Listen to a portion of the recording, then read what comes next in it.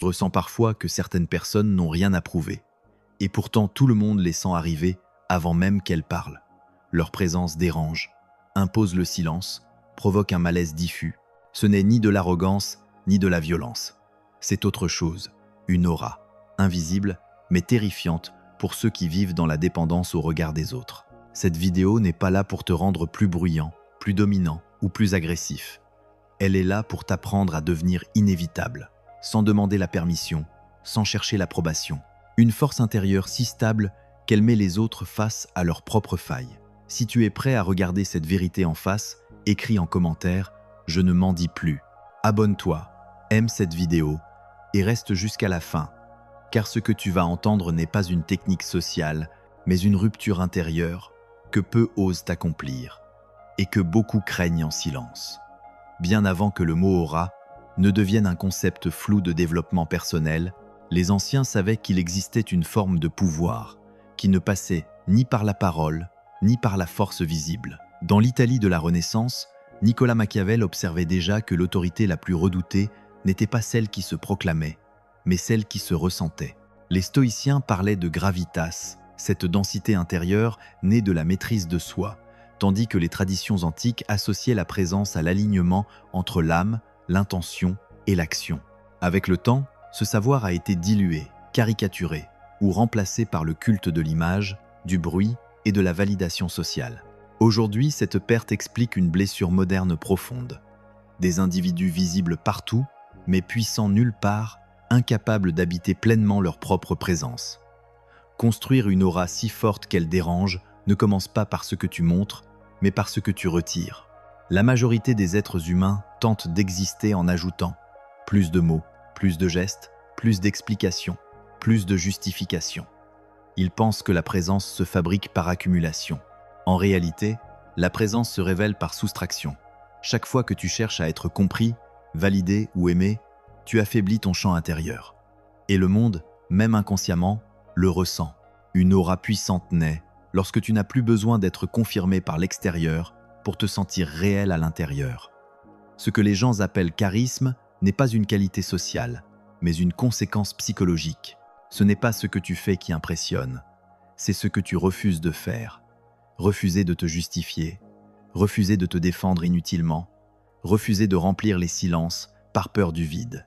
L'être humain est programmé pour tester les limites. Inconsciemment, chacun observe. Jusqu'où puis-je pénétrer ton espace intérieur? Jusqu'où puis-je provoquer une réaction? La personne qui réagit trop vite, trop fort, trop souvent, révèle une fissure. Et cette fissure devient une invitation à l'irrespect. Une aura terrifiante n'est pas agressive. Elle est immobile. Elle ne cherche pas à contrôler les autres, mais elle se contrôle elle-même avec une discipline presque dérangeante. Dans les écrits de Nicolas Machiavel, le pouvoir réel n'est jamais démonstratif. Il est discret, froid, observateur. Celui qui parle trop révèle sa stratégie. Celui qui explique trop expose son insécurité. Celui qui se défend trop admet qu'il se sent attaqué. À l'inverse, celui qui reste calme face à la provocation oblige l'autre à se confronter à son propre chaos intérieur. Et cela, pour beaucoup, est insupportable. Tu dois comprendre un mécanisme fondamental. Les gens ne respectent pas ce que tu dis, ils respectent ce que tu tolères. Ton aura se construit dans les micro-décisions invisibles. Quand tu choisis de ne pas répondre immédiatement, quand tu choisis de ne pas te justifier face à une accusation absurde, quand tu choisis de laisser un silence s'installer, même si ce silence est inconfortable. Le silence est un miroir. Plus tu es solide intérieurement, plus ce miroir devient effrayant pour ceux qui vivent dans la confusion émotionnelle. La peur que tu ressens parfois à l'idée d'être froid, distant ou incompris n'est pas une faiblesse morale. C'est un conditionnement. Depuis l'enfance, on t'a appris que l'amour se mérite par l'adaptation, que l'acceptation passe par la conformité, que le lien se maintient par l'effort constant. Mais ce que personne ne t'a dit, c'est que le respect naît souvent là où l'approbation meurt. Une aura forte n'essaie pas de séduire, elle oblige les autres à se positionner.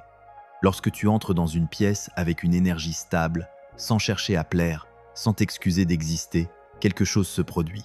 Les plus sensibles se sentent apaisés, les plus dominants se sentent menacés, les plus instables se sentent exposés.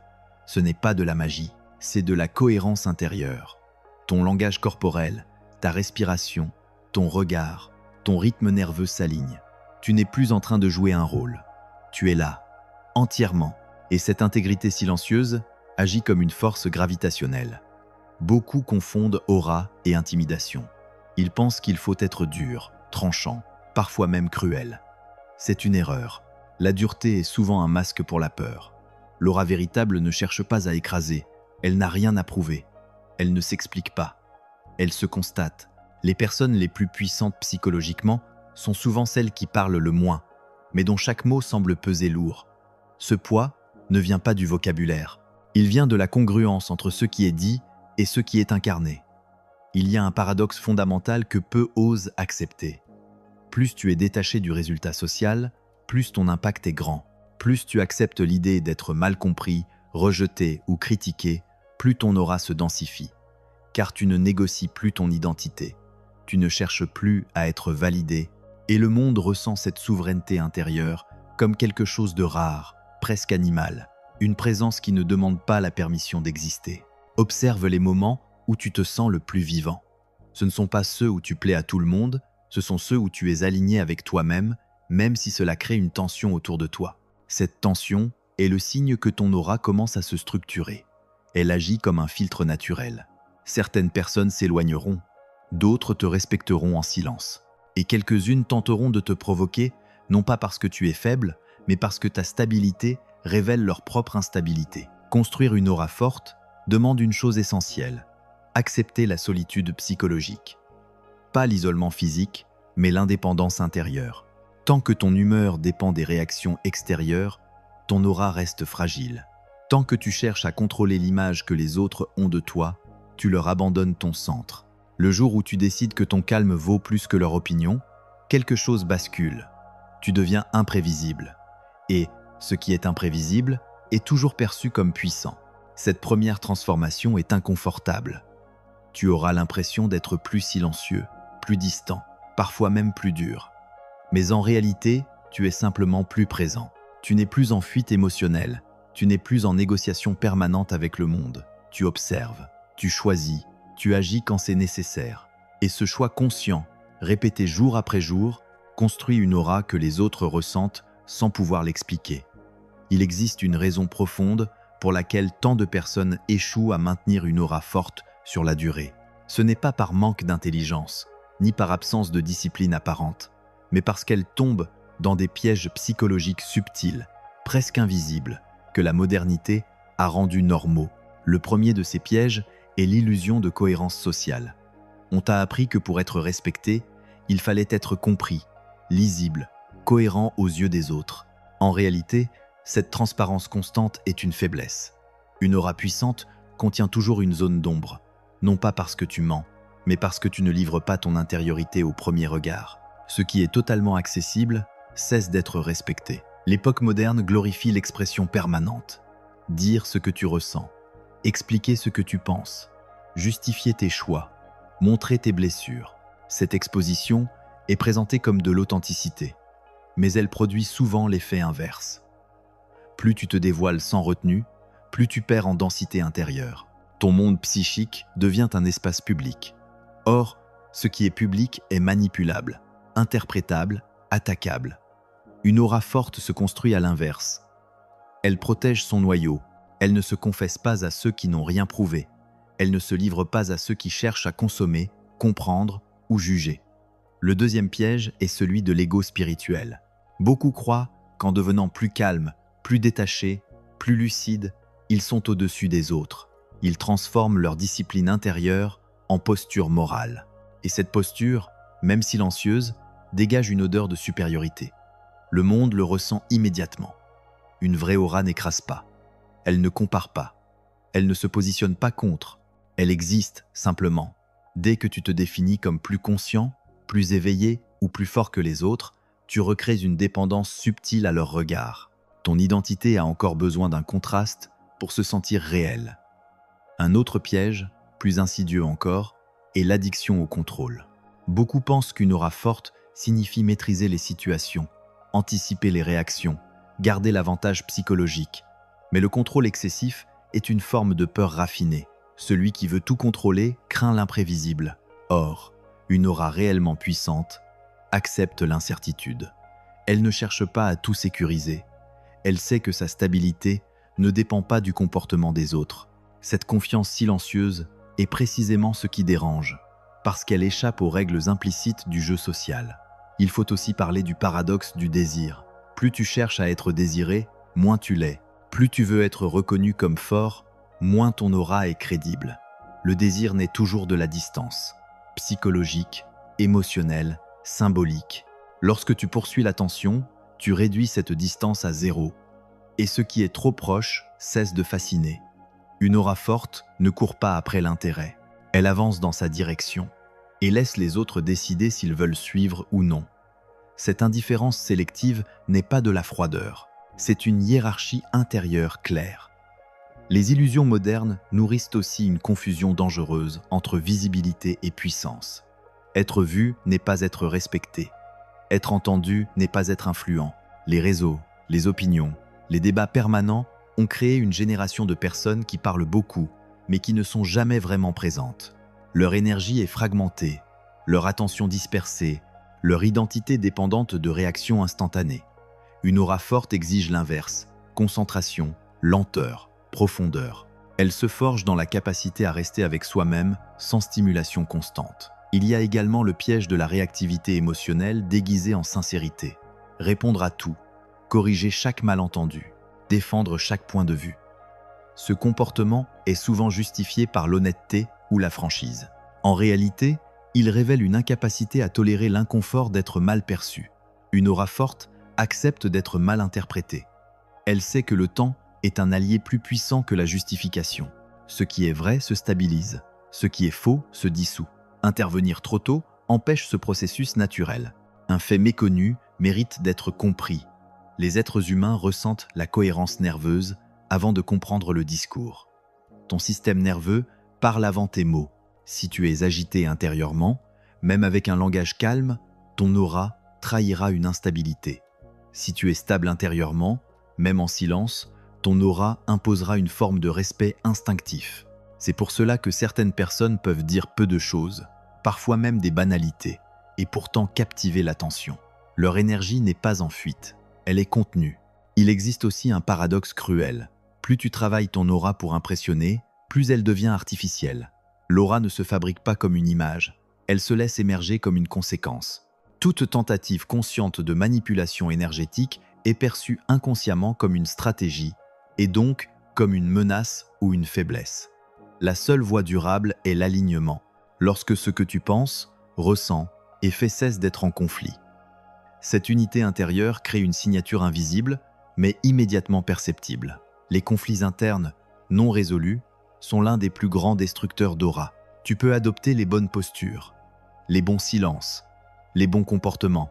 Mais si à l'intérieur tu doutes, tu envies, tu te compares, ton énergie sera divisée.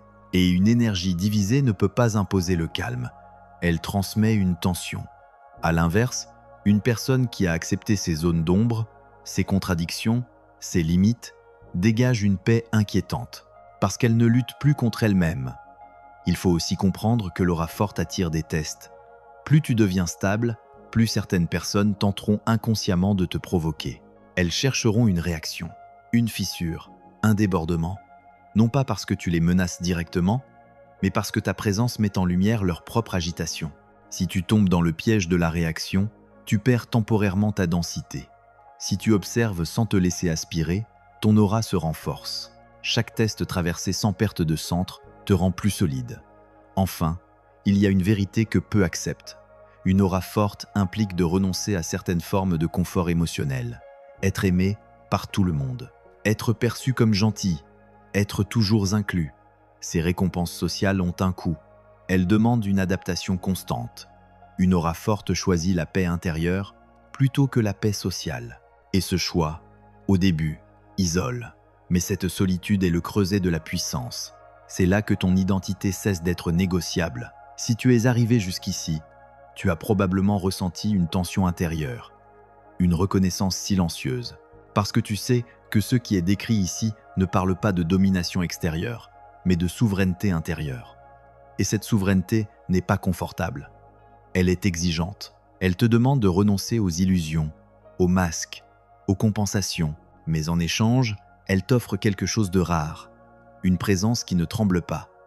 Construire une aura forte ne demande pas de changer qui tu es, mais de changer comment tu te tiens à l'intérieur de toi-même. La première pratique fondamentale est la réduction volontaire de la réactivité. Pendant une semaine entière, observe chaque impulsion qui te pousse à répondre immédiatement, à expliquer, à corriger, à te défendre. Ne la combats pas, observe-la, puis laisse passer quelques secondes avant d'agir. Ce simple délai crée une fracture dans l'automatisme. Tu cesses d'être prévisible. Ton système nerveux ralentit, et cette lenteur devient perceptible pour les autres, même sans qu'ils sachent pourquoi. La deuxième pratique est le jeûne de justification. Pendant plusieurs jours, refuse consciemment de te justifier lorsque cela n'est pas strictement nécessaire. Si quelqu'un te comprend mal, laisse-le comprendre mal. Si une remarque est injuste mais sans conséquence réelle, laisse-la flotter. Ce n'est pas de la faiblesse. C'est un entraînement. Chaque justification inutile est une fuite d'énergie. En la supprimant, tu densifies ton centre. Tu apprends à tolérer l'inconfort d'être mal perçu sans t'effondrer intérieurement. Et cette tolérance est l'un des piliers d'une aura stable. Troisième pratique, le silence intentionnel. Pas le silence timide, pas le silence fuyant, mais le silence choisi. Dans les conversations, parle moins que ce que tu pourrais dire. Laisse des espaces, ne remplis pas chaque vide. Le silence agit comme une pression invisible. Il oblige l'autre à se révéler davantage. Plus tu es à l'aise dans ce silence, plus ton aura gagne en gravité. Au début, cela peut sembler étrange, presque hostile. Mais très vite, tu remarqueras un changement subtil. On t'écoute différemment.